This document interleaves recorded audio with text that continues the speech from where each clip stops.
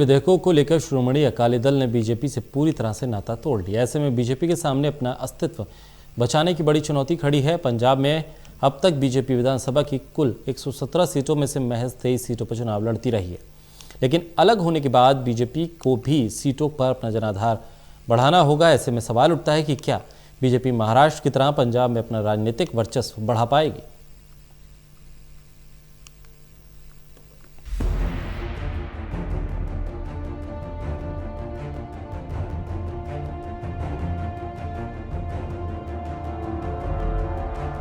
पंजाब में एनडीए में बड़े भाई की भूमिका निभाने वाली शिरोमणि अकाली दल अब एनडीए का हिस्सा नहीं है।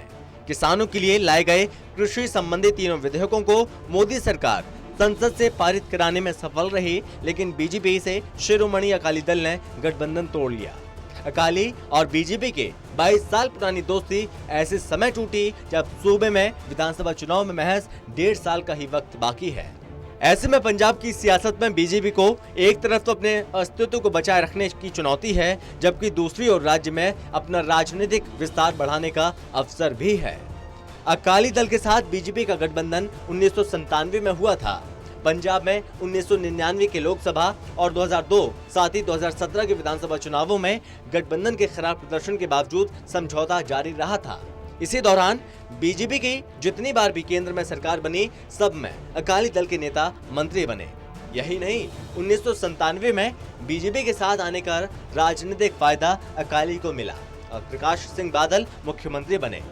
पंजाब में पहली बार किसी गैर कांग्रेसी दल की सरकार ने 5 साल का सफर पूरा किया था। पंजाब की कुल 117 सीटों में से बीजेपी महज 23 सीटों पर चुनाव लड़ती रही है, लेकिन अकाली दल से अलग होने के बाद अब उसे पूरे राज्य में आधार बढ़ाने का सियासी मौका मिल गया है। हालांकि ऐसा नहीं है कि बीजेपी कभी अकाली दल से अलग नहीं होना चाहती थी। ऐसी कोशिश बीजेपी के प्रदेश इकाई की तरफ से कई बार हुई, लेकिन हर बार पार्टी हाईकमान के सियासी दखल के चलते समझौते होते रहे। हालांकि अब बीजेपी के पास पंजाब में एक बड़ा अवसर है कि सभी 117 सीटों पर अपना राजनीतिक आधार बढ़ाया जा सके। बीजेपी के प्रदेश महासचिव डॉक्टर सुभाष शर्मा ने कहा कि अकाली दल के अलग होने के बाद हमारे पास अब उन इलाकों में जाने का मौका आ गया जहां अभी तक हम अकाली दल के चलते कभी गए ही नहीं। ऐसे में नई जगहों पर जड़ें जमाना आसान नहीं होगा, लेकिन अब यह हमारी मेहनत पर निर्भर करेगा कि हम इन जगहों पर अपनी जड़ें कितनी जल्दी जमाते हैं।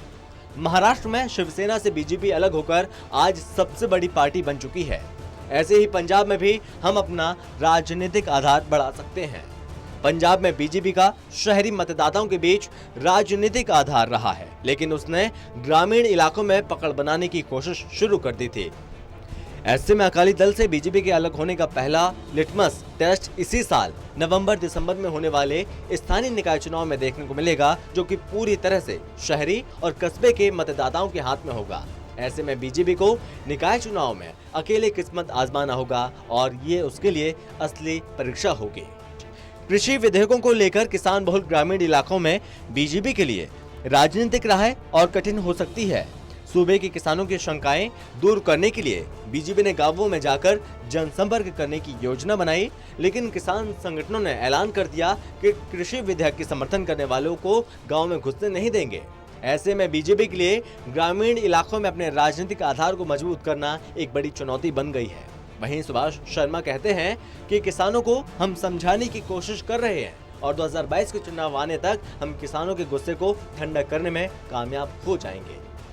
पंजाब की सियासत में अब तक का इतिहास रहा है कि बीजेपी जब भी कमजोर हुई उसका लाभ कांग्रेस को ही मिला। यही वजह है कि अकाली और बीजेपी के गठबंधन टूटने से कांग्रेस को अपना सियासी फायदा नजर आ रहा है। इसलिए हरसिमरत कौर बादल के मंत्रिमंडल से इस्तीफा देने के बाद पंजाब के मुख्यमंत्री कैप्टन अमरिंदर सिंह, कांग्रेस के प्रदेश अध्यक्ष सुनील जाखड़ लगातार दबाव बनाते रहे कि अकाली दल केवल मगरमच्छ के आंसू बहाने का काम कर रही है, जबकि वो अभी भी एनडीए में बनी हुई है और केंद्र सरकार को समर्थन दे रही है। ऐसे में कांग्रेस का ये दांव कामयाब रहा और अकाली ने बीजेपी से नाता तोड़ लिया।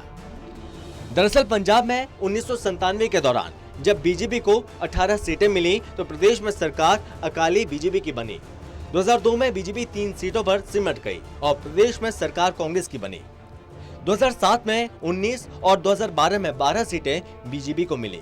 तो प्रदेश में कांग्रेस सत्ता से दूर रही।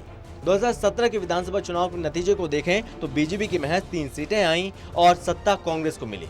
इससे साफ जाहिर है कि हिंदू वोट के बंटने का फायदा कांग्रेस को होता है। दरअसल पंजाब में अकाली दल से वोटरों का मोह भंग हुआ और पार्टी में दो फाड़ हो गए। अकाली के कई दिग्गज नेता पार्टी छोड़ चुके हैं। 2022 के विधानसभा चुनावों में अकाली दल को सत्ता तभी हासिल हो सकती है जब उसको 40% से ऊपर वोट मिले, लेकिन बीजेपी के साथ नाता तोड़ने के बाद सुखबीर बादल के लिए बहुत कठिन लक्ष्य हो गया है। दूसरी तरफ बीजेपी के सामने पूरे प्रदेश में राजनीतिक ग्राफ बढ़ने का मौका जरूर हाथ लग गया। ऐसे में देखना है कि बीजेपी अब पंजाब में अपने सियासी आधार को कैसे मजबूत कर पाती है। क्या बीजेपी आपदा को अवसर में तब्दील कर पाएगी? Special desk, total TV.